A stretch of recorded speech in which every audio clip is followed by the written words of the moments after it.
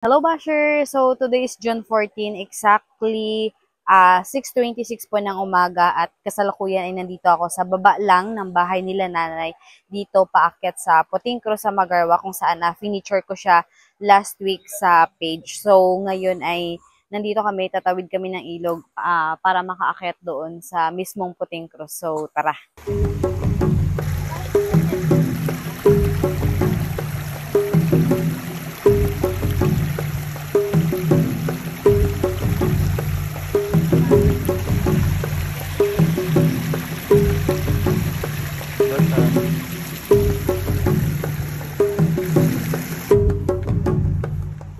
So, yan guys.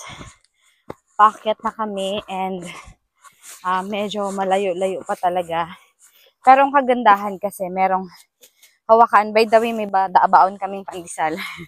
Nagbili na kami tsaka tubig syempre. Siguro kasi 5 years ago, nung nakapunta kami dito as in, hindi pa siya ganito. Kasi doon sa baba na part may mga medyo siniment na siya na daan. And may hawakan yan. Nasa paahan pa lang kami ngayon. Wala pa kami sa kalahati ng aming pag-akyat, paglalakad. Yan. So guys, kung napanood nyo yung video na pinost namin last week, ito yung sinasabi ni nanay na hindi sila nag-aalaw na may umakyat kapag hindi maganda yung weather or maulan-ulan kasi maputik talaga siya. Yan, although may mga bato pero mas better na safe pa rin kasi dito sa bandang taas is wala na siyang hawakan. Ano na lang talaga, mga puno na lang yung posible yung hawakan.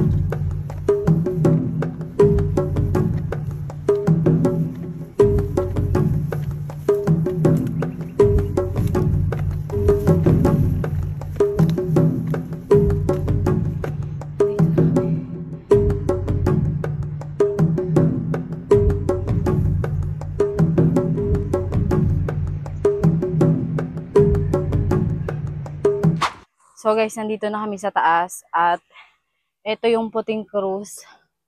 Ayan, and then kapag nandito naman kayo, ganyan yung matatanaw nyo. Yan. So makto, maganda yung panahon pagpunta namin ngayon and hindi pa ganun kainit. Pero maya-maya ay lalabas na rin yung araw kasi nandyan na siya. So, I suggest na pumunta kayo ng maaga, like 5 or 6 a.m. and then sa hapon naman para hindi ganun kainit. Kasi wala pong masisilungan dito. By the way, 15 to 20 minutes nga pala yung paakyat papunta dito. Pero syempre, kung mabilis yung pag-akyat nyo, mas mabilis din kayo makakarating. Medyo matarik lang talaga siya, pero kapag maganda naman yung panahon, okay naman yung daan. So, yan guys, pababa na kami. Nagsindi kami ng kandila kasi may baon na kami. nag-wish at nagdasal. So yun guys, sa mga pupunta dito sa Puting Cruz, dito sa Magarwak, Port of Princess City, Palawan, sagrado po ang Puting Cruz.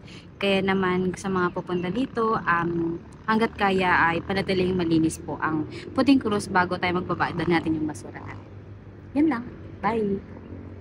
So guys, sa mga pupunta dito, ito pala yung magiging palatandaan nyo. Ito yung bahay ni nanay. Yan. So ito naman yung galing ng Puerto Princesa na road. At ito naman yung papunta sa north.